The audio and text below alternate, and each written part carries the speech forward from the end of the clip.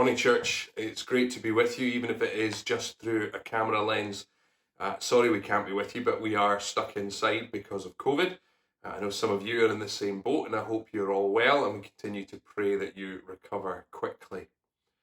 Today we're going to continue our Lent series, looking at the God of the mountains and how God has, throughout history, encountered people on mountains, and particularly we see this in a number of key areas in the narrative of the Bible, and we see how it is that in times of crisis and change, that those moments were marked on mountains. And today's passage is no different.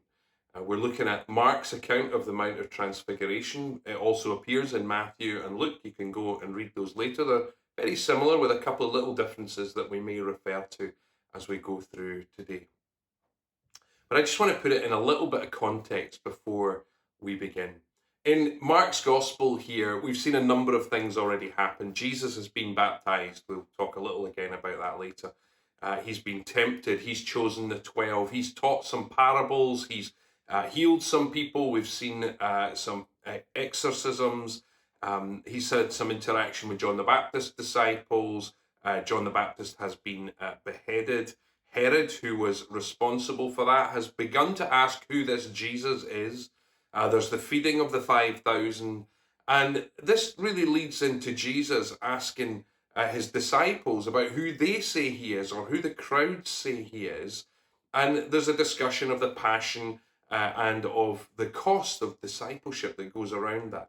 And then after this, we find the account we're concerned with today, this incredible moment where Jesus goes up the mountain and is transfigured.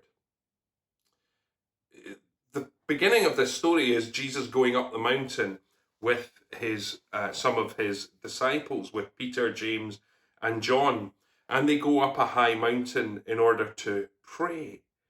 Now, what's interesting is that Jesus often did that on his own, but today he takes some people with him. Now, as we look at this, we see going up the mountain with people, and we're supposed to see the Old Testament allusions. This is what Moses did at Sinai. This is supposed to be a moment of significance. Jesus knew something significant was going to take place. He brought others with him to see that.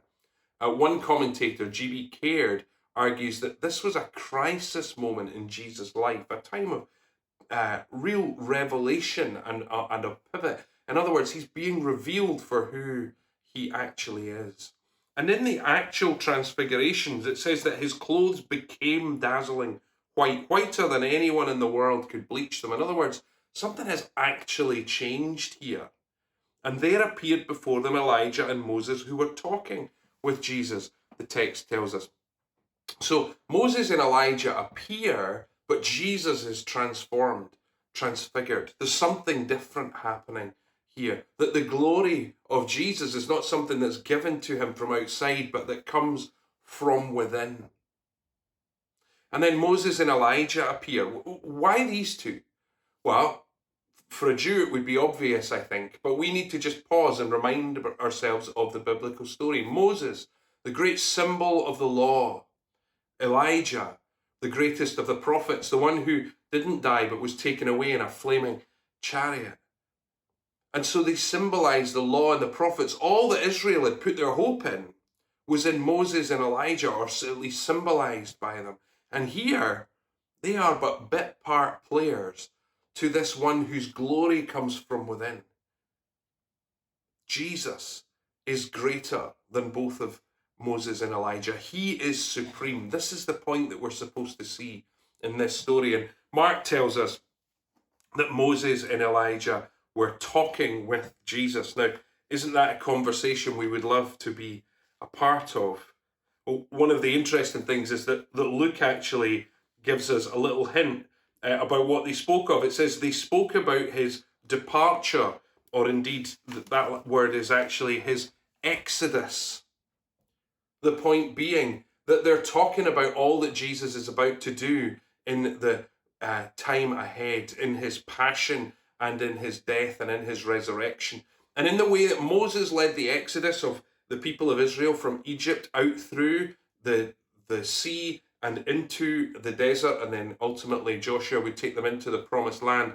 That exodus from Egypt was one of freedom and of liberty, and so too Jesus is going to do the same thing by his death and his resurrection, going through that death and coming out the other side.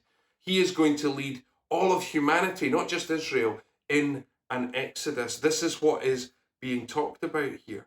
We would have loved to have heard the details of that, right? Would be amazing. But then we get some other characters join the story, and of course Peter right at the forefront. Peter, who's always at the forefront, the one with something to say, even if his brain hasn't properly processed it yet. And I know for a fact that I am one that can empathize with that particular trait that Peter had. And Peter says, let's build some tents. Now, I don't know about you, but if I was up there, I'm not sure that building tents would have been the first thing that would have come to my mind. But the reality is, we often behave the same way Peter does. Peter says, let's build some tents. I think what he's saying is, let's preserve this moment. Let's stay here a bit longer. Let's hang out in this space. This is incredible, says Peter. Let's just stay up here on the mountain. Well, have we ever done anything like that? We do, don't we? Where we have that moment of spiritual encounter, where we have that moment of things going well, we think, let's just stay here, at least just for a while. Years ago, not long after I became a Christian, I went to an event at Wembley Stadium called Champion of the World, and there were, 50, 60,000 Christians gathered for a whole day of worship and teaching, and it was incredible, and a really significant moment for me. And then it came to like 10 o'clock at night, and everything had to stop, and it wound down, and we started to leave, and I was desperate. I really wanted to stay in that place. There was something profound had happened there, something significant, and I thought, I don't want to leave here. I want to be here. And I could spiritualize it like the best of them. I want to be like Joshua. When Moses left the tent of meeting, Joshua hung on behind, and I wanted to be like that. But the truth was that God never just blesses us so that we can stay in that place all the time. He never gives us these encounters so we can stay there. We have to go and take that somewhere else. And so too it was with this story with Peter and with Jesus and Moses and Elijah. The point of their conversation wasn't that Jesus could stay on the mountain. He had an exodus to lead. They can't just build tents and hang out there. Peter misunderstood what was going on. Mark does try to stick up for Peter, we should notice. He says that he did not know what to say. They were so frightened, which is kind of Mark to put it quite like that. Luke's a little less friendly with it. Luke records that he did not know what he was saying, which I think is probably more likely. He was just babbling. Oh, I've got to say something here. Let's say this. Friends, we can't just stay on the mountaintop. It doesn't mean mountaintop experiences are bad. It doesn't mean that we shouldn't look for those places of encounter with God. It isn't that we shouldn't be thankful for them. It isn't that we shouldn't learn from them. It's just that we don't get to stay there. That's not how the Christian life works. It's not how Jesus was setting up his disciples to understand the cost of following him. It wasn't at all the point of the experience on the mountaintop. But then along comes a cloud. The cloud appeared and covered them, and a voice came from the cloud. This is my son, whom I love. Listen to him. If I'm Peter, that's quite the rebuke, right? The cloud, of course, brings us back to thinking about the people of God in Exodus again, being led by the pillar of cloud by day and the pillar of fire, or how the cloud filled the temple when the glory of the Lord came. All those kind of allusions. Peter thinking, oh no.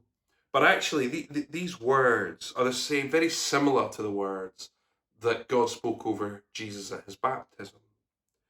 They're profound and significant because they're about identifying who Jesus is. Remember, all these people have been asking, who is Jesus? Who is Jesus? These are God's words. This is my son, whom I love. Incredible. An affirmation of who Jesus is. they come from the Old Testament. Psalm 2, Isaiah 42, Deuteronomy 18 all point to these. It's the language of the king and of the suffering servant, which of course we understand that that's who Jesus is. Jesus is king. Jesus is the suffering servant. It's easy for us on the other side to see that, but harder for Peter in the midst of it. But there's this added part that is different from his baptism, which says, listen to him. The idea of listening to Jesus is to do what he says. It's not simply the idea that we've to listen to him with our ears. I remember when Zoe was in nursery school, we would go and pick her up sometimes and they would say, Zoe didn't have her listening ears on today. And I remember the first time I heard that being a bit like, you what? What else do your ears do but listen? But of course they meant Zoe wasn't doing what they asked her to do.